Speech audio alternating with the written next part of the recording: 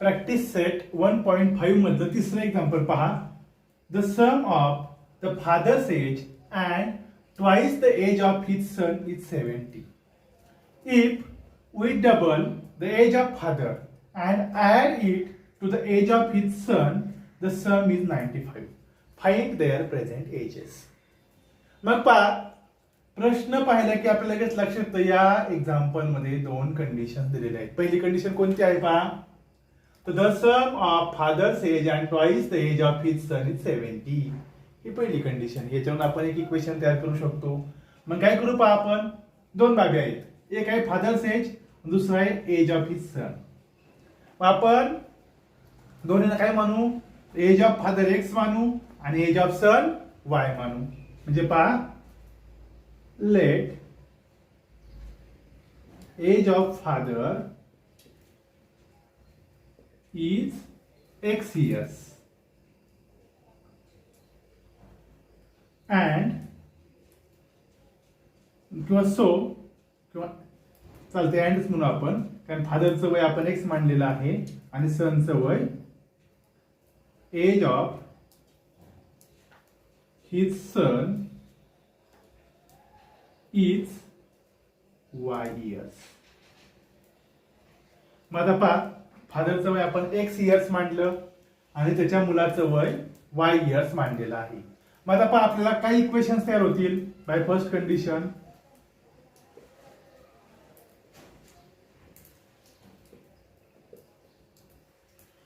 पहिली कंडिशन काय आहे पहा बरं, सम. सम म्हणजे बेरीज.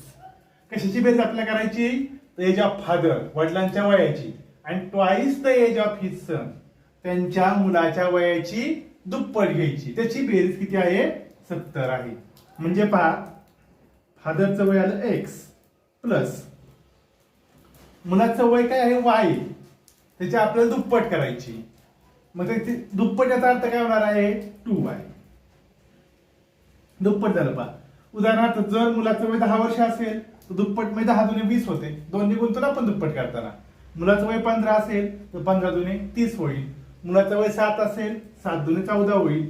म्हणजेच मुलाच्या वयाची दुप्पट करायची म्हणून मी वायला 2 ने मल्टिप्लाय केलं, 2 ने गुणलं म्हणून 2y घेतलं. Is equal to 70. हे आहे आपलं इक्वेशन नंबर 1.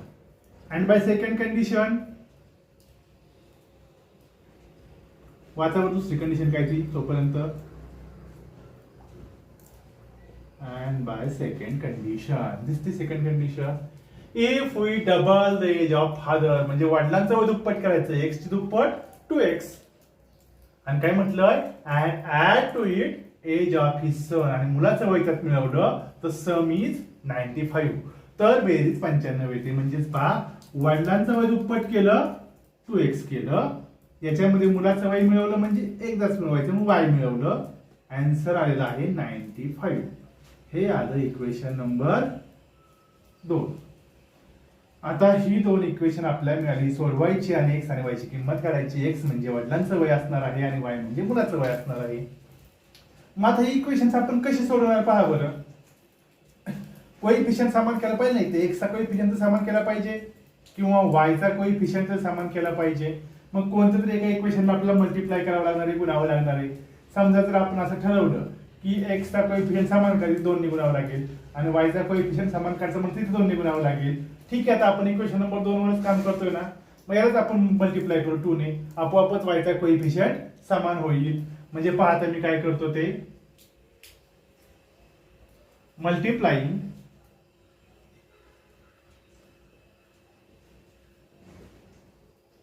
Equation 2 bye 2. या इक्वेशन 2 ला आपण 2 ने मल्टिप्लाय का 2 ने गुणायचं. हे दोन्ही गुणला काय आहे, 4x येणार आहे plus 2y is equal to 95 ची दुप्पट होणार आहे, 190 होईल. म्हणजे पहा काय येणार आहे ते 4x plus 2y is equal to 190.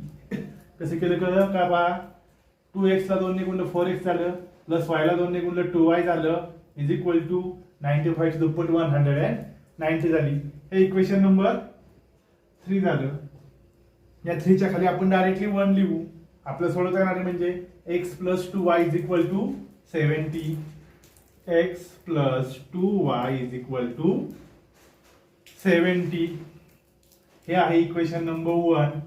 मग आता पहा इक्वेशन 1 आणि 3 हे सोडवता येतील आपल्याला. सोडवल्यावर काय होतंय पहा बरं. इथं y चा कोइफिशियंट समान आहे, चिन्ह पण समान आहेत, म्हणजे सबट्रॅक्शन करायची. सबट्रॅक्शन करताना खालच्या पदांची चिन्ह बदलायची. तीनही प्लस होती मायनस केली. मग 4x - x 3x झालं, प्लस 2y - 2y एकमेकांना गेले आणि 190 - 70 190 70 गेले, खाली राहिले 120. मग आता पहा काय येतंय 3x = आता आपली जागा शिल्लक इकडची राहणार आहे पहा. मी आधी इकडे सोडवतो. So 3x = 120. x = 120 divided by 3. x = 40 years. म्हणजेच पहा x वडिलांचं वय आलेलं आहे 40 वर्ष. आता वडिलांचं वय 40 वर्ष आल्यानंतर ही किंमत आपल्याला भरून काय करायचं, आपल्याला y ची किंमत काढायची. y ची किंमत काढली की मुलाचं वय येणार आहे, बरोबर आहे. मग y ची किंमत काढताना कोणत्याही इक्वेशन मध्ये ती किंमत x = 40 भरणं सोपं आहे. पहा बरं, मला वाटतंय की ह्या इक्वेशन मध्ये भरणं सगळ्यात सोपं आहे, नाही का. इथं नुसती x ची किंमत आपण भरली की आपोआपच y ची किंमत आपल्याला काढणं सोपं राहणार आहे. म्हणून आपण काय करू, taking x = 40 in equation number 1 असं करू. ठीक आहे.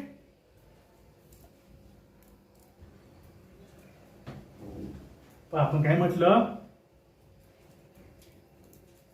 Taking x = 40 in equation 1. Equation 1 काय आहे, x + 2y = 70. सो x ची किंमत आपण 40 भरली. 40 + 2y = 70. आता हे प्लस 40 बरोबर चिन्हाच्या उजवीकडे गेले की मायनस होणार आहे. So 2y = 70 - 40. So 2y = 30. आता 2y ची किंमत 30 आली, y ची किती येईल 30/2. सो y = पाय गुणिले 2 तिकडे गेले की भागिले झाले आणि 2 ने 30 ला भागले की 15 उत्तर येणार आहे. 15 × 2 = 30. So y = 15 years. आणि मग सगळ्यात शेवटी आपण खाली उत्तर लिहिणार आहे. काय उत्तर लिहिणार आहे पहा, फाइंड देअर प्रेझेंट एजेस. मग काय म्हणायचं, so present age of father = किती 40 years and present age of his son. Present age of his son = किती आलेला आहे, y = 15 years.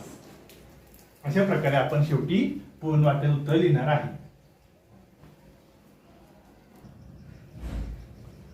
आता पहा चौथं एक्झाम्पल काय आहे ते, the denominator of a fraction is 4 more than twice its numerator.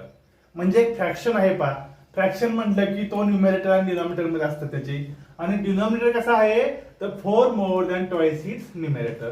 ही फर्स्ट कंडिशन आहे. दुसरं काय म्हटलंय, denominator becomes 12 times the numerator if both the numerator and denominator are reduced by 6.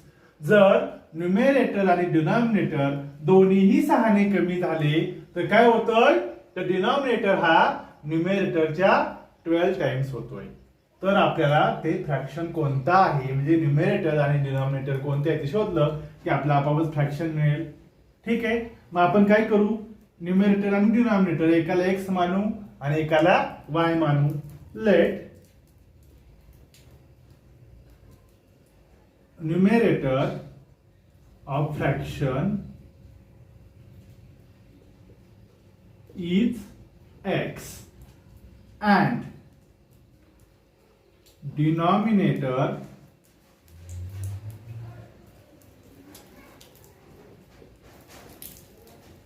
of fraction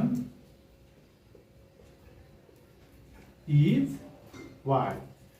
मग आता पहा न्यूमरेटर आपण एक्स मांडला आणि डिनॉमिनेटर वाय मांडला. आणि फ्रॅक्शन काय असणार आहे? एक्स अपॉन वाय असणार आहे. मग आपलं एक्स आणि वाय ची किंमत मिळाली की आपलं फ्रॅक्शन मिळणार आहे. म्हणून आपण पाहू by first condition. By first condition काय आहे? पहिली कंडिशन पहा बरं. Denominator of a fraction is 4 more than twice its numerator. म्हणजे न्यूमरेटरची दुप्पट केली आणि त्याच्यामध्ये 4 मिळवले तर डिनॉमिनेटर मिळतो. म्हणजे पहा न्यूमरेटरची दुप्पट. डिनॉमिनेटर केवढा आहे? डिनॉमिनेटर म्हणजे वाय आहे, बरोबर आहे का नाही? वाय ची किंमत केवढी आहे? तर 4 मोर, 4 जास्त घ्यायच्यात. कशात? Twice its numerator.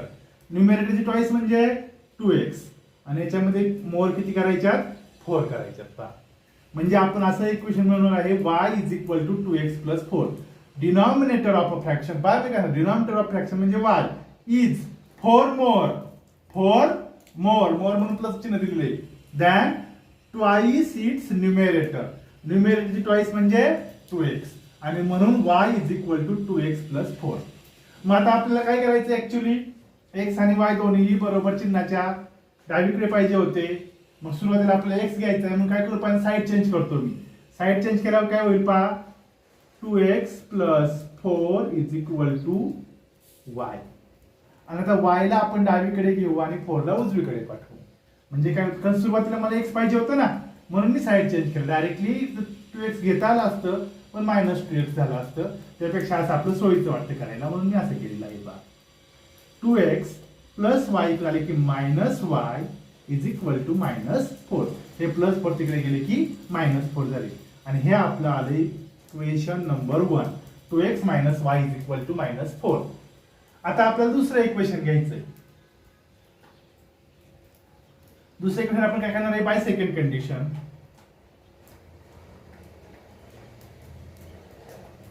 Bye second condition काय आहे सेकंड कंडिशन? पहा बरं.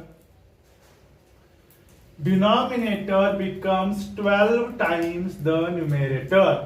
डिनॉमिनेटर केवढा होतोय? तो न्यूमरेटरच्या 12 पट, 12 टाइम्स द न्यूमरेटर. पण कधी? If both the numerator and denominator reduce by 6. म्हणजे डिनॉमिनेटर पण 6 ने कमी करायचा आणि न्यूमरेटर पण 6 ने कमी करायचा. मग समजा आपण डिनॉमिनेटर म्हणजे y 6 ने कमी केला. 6 ने कमी केला म्हणजे काय आलं? y minus 6. हे कशाच्या बरोबर आहे? तर 12 टाइम्स न्यूमरेटर. न्यूमरेटर पण 6 ने कमी करायचा आणि त्याची किती पट घ्यायची? आपल्याला 12 पट घ्यायची. म्हणजे या x मायनस 6 हा न्यूमरेटर पण 6 ने कमी केलाय. याच्या आपल्याला 12 टाइम्स म्हणजेच 12 ने याला मल्टिप्लाय केलेले. x मायनस 6 ची 12 टाइम घेतलेली. म्हणजे काय म्हटले पहा? Denominator of a fraction is 12 times the numerator if both reduce by 6. दोन्हीही 6 ने कमी करायचे. म्हणून y पण 6 ने कमी केला, y मायनस 6 केलं. x पण 6 ने कमी केला, x मायनस 6 केलं. आणि तेव्हा डिनॉमिनेटर हा न्यूमरेटरच्या 12 पट असतं. म्हणजे न्यूमरेटरची 12 पट केली की ते बरोबर डिनॉमिनेटर एवढं उत्तर येत असतं. मग सोडवल्यावर काय होतंय पहा बरं. आपण साईड चेंज करतो. हे आपण उजवीकडे घेऊ आणि हे डावीकडे घेऊ म्हणजे आपल्याला सोपं पडतं. 12x इथे 12 ने 8 गुणलं. 12 गुणिले x 12x झालं. वजा 12 72 बरोबर y वजा 6. फक्त मी आहे असं इकडे लिहिलंय. इकडे लिहिताना मी गुणाकार पण केलाय म्हणजे आपले x कमी होईल. 12x म्हणजे 12 गुणिले x 12x झालं आणि 12 वजा इथे वजा चिन्ह आहे असं झालं आणि 12 गुणिले 6 म्हणजे 72 आलेलं आहे. मग आता काय करायचं? आपल्याला y इकडे घ्यायचं आहे आणि वजा 72 बरोबर चिन्हाच्या उजवीकडे न्यायचे आहे. सो 12x मायनस y हा प्लस y इकडे आला की मायनस झाला is equal to minus 6 plus 72. वजा 72 तिकडे गेले की अधिक झाले. म्हणजे आता काय येते पहा बरं. इथे आपण सोडवू. 12x minus y 12x minus y is equal to चिन्ह भिन्न म्हटलं की वजा बाकी. 72 मधून 6 गेले 66 राहिले. मोठ्या संख्येचं चिन्ह म्हणजे अधिकचं चिन्ह येणार आहे. म्हणजे उत्तर आलं 66 आणि हे आलं इक्वेशन नंबर, आपण याला इक्वेशन दिलेलंच नाही नंबर, म्हणजे इक्वेशन नंबर 2 आलं. आता इक्वेशन नंबर 2 आणि इक्वेशन नंबर 1 पहा बरं. y चा कोएफिशियंट 1 1 समान आहे म्हणजे आपण डायरेक्टली सोडू शकतो. याच्या खाली 2 च्या खाली आपण इक्वेशन नंबर 1 लिहू. 2x minus y is equal to -4. हे इक्वेशन नंबर 1 आहे. y चं चिन्ह समान आहे म्हणजे आपल्याला सबट्रॅक्शन करायची, 2 - 1 करायचे, 2 - 1 करायचे. पहा सबट्रॅक्शन करताना खालच्या पदांची चिन्ह बदलतात. इथं प्लसचं मायनस झालं 2x चं, इथं मायनसचं प्लस होईल, इथेही मायनसचं प्लस होईल. मग आता पहा 12x मधून 2x गेले, 10x राहिले मोठ्या संख्येचे चिन्ह, म्हणजे 12x चं अधिक चिन्ह आहे ते राहणार आहे 10x. -y प्लस y एकमेकांना जातील आणि इज इक्वल टू 66 प्लस 4. आता खालचं चिन्ह आपण वापरतो ना, मग 66 आणि 4 ची बेरीज झाली 70. So x is equal to 17/10. So x is equal to किती आलं, 10 × 10 10 ते 70. x ची किंमत 7 आली. आता आपण हे 7 कशात भरायची, कोणत्या इक्वेशन मध्ये भरणं सोपं आहे पहा बरं. x ची किंमत, हे इक्वेशन नंबर 1 आणि इक्वेशन नंबर 2. इक्वेशन नंबर 1 मध्ये भरणं सोपं आहे म्हणून आपण या ठिकाणी x ची किंमत किती भरायची, आपल्याला 7 घ्यायची. Taking x is equal to 7 in equation 1. आता इक्वेशन 1 परत लिहायचं तुम्हाला, आपण जागा कमी, मला एवढं एक्झाम्पल संपवायचंय म्हणून मी डायरेक्टली किंमत भरतो. हे इक्वेशन 1 आपण इथं लिहू शकतो पहा, आणि ते लिहून आपण किंमत भरायची. 2 × x, x म्हणजे 7, 2 × 7, फक्त x च्या खाली मी 7 लिहिले पहा. Minus y is equal to -4. बाकी काय असं, बेस असते 14. So 14 - y is equal to -4. So -y is equal to काय येणार आहे, -4. आणि हे 14 आहेत का, हे तिकडे गेले की काय होणार, प्लसचे परत मायनस होणार आहेत, -14. So -y is equal to -18. आता -y इज इक्वल टू -18 आलं, आपल्याला ऍक्च्युली y पाहिजे म्हणजे आपण काय म्हणणार आहे, so y is equal to 18. आता y ची किंमत 18 आली पहा, म्हणजे आपलं x इज इक्वल टू 7 मिळालं, y इज इक्वल टू 18 मिळालं. ऍक्च्युली तुम्हाला खाली याच्या खाली प्रत्येक उत्तर लिहायचंय. काय उत्तर लिहायचंय पहा, तर इथे प्रश्न काय आहे, फाइंड द फ्रॅक्शन. आपल्या फ्रॅक्शन कोणता आहे ना ते ओळखून लिहायला लावलेलं आहे. मग फ्रॅक्शन कोणता आहे, x अपॉन y फ्रॅक्शन आहे. न्यूमरेटर x आहे, डिनॉमिनेटर y आहे. म्हणजे आपण उत्तर काय लिहिणार आहे पहा. आता मी इथं उत्तर लिहितो, एवढी जागा बसेल आपला पहा. असं इथं रेषा मारतो मी पहिल्यांदा आणि मग उत्तर लिहितो.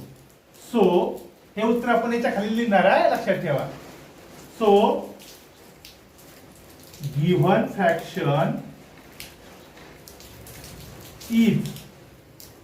Fraction is x upon y. x upon y is equal to काय आहे, x is equal to 7 upon 18. 7/18 हा आपला गिव्हन फ्रॅक्शन आलेला आहे पहा. आणि अशा प्रकारे आपण शेवटी उत्तर लिहायचंय.